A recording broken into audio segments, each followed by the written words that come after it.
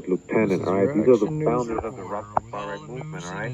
We got a master mason, Archibald Dunkley, who was credited with researching the Bible for opposite quotations about the King of Kings, also visited Panama while he was working for the Atlantic Fruit Company. He went back to Jamaica around the same time, December 1930. Three forerunners of the movement, Atligi Rogers, Grace Jenkins, and Valentin Petersburg, appear to have met in Panama in 1924, right? We already got these people before, you see? They all had a common background. But the most visible of all Jamaican migrants to Panama was no doubt Marcus Garvey. Even Garvey, they all these people Garveyites too. Continuing, it says here, there's no doubt that Leonard Howell was deeply influenced by Marcus Garvey, and that during his time at sea, he'd become familiar with Marx's doctrine. He had debated with the famous tabaqueros, Cuban cigar workers who paid people to read to them newspapers, African history, novels, political essays, while they worked. They closely followed new trends in international opinion and were often taught to harbor seditious ideas.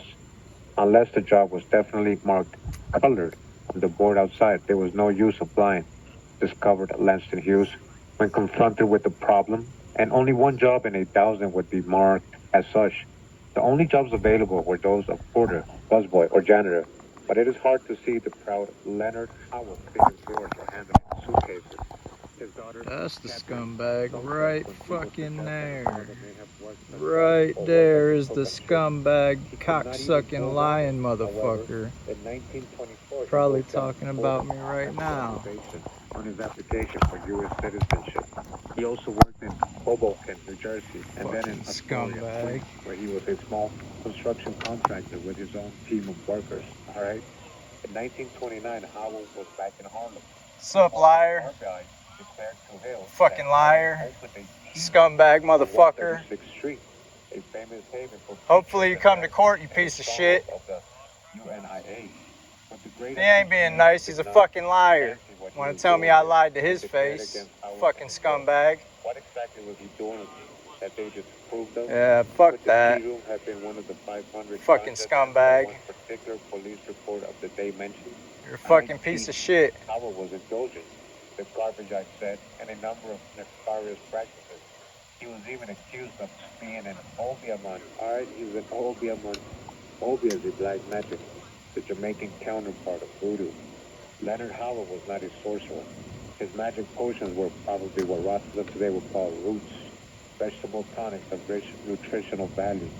Howell knew have a little respect, maybe I won't follow you around talking shit. One of his followers remembers that only one time did he witness a sacrifice performed by Howell. He reportedly threw a living lamb into a bonfire, but close enough to the edge to allow the lamb to escape, probably with the intent to create a new parable. The lamb was ultimately to escape the fire and tribulation. But his followers misunderstood his gesture, and they caught the animal and threw it back in. Howell ran to the rescue of the lamb, but it was too late.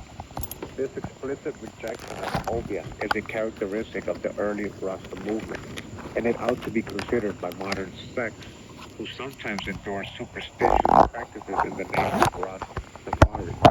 Valentin's royal parchment scroll, Black Supremacy, here goes again, as a powerful declaration on this issue, later plagiarized by Howell and his Thomas Key, right? Plagiarized. He just copied it and wrote another book and called it Thomas Key.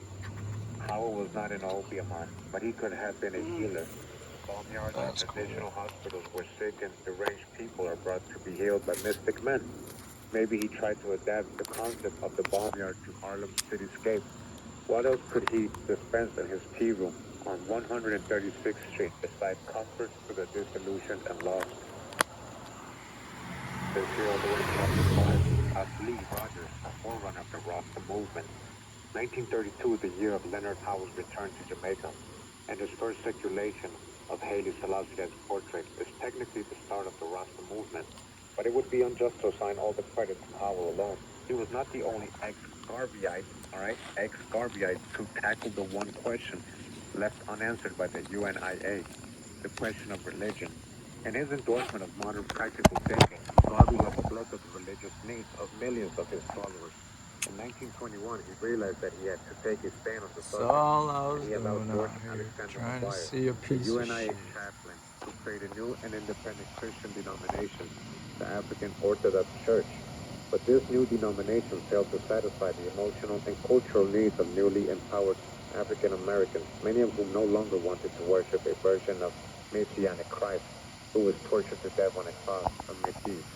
What was needed was a new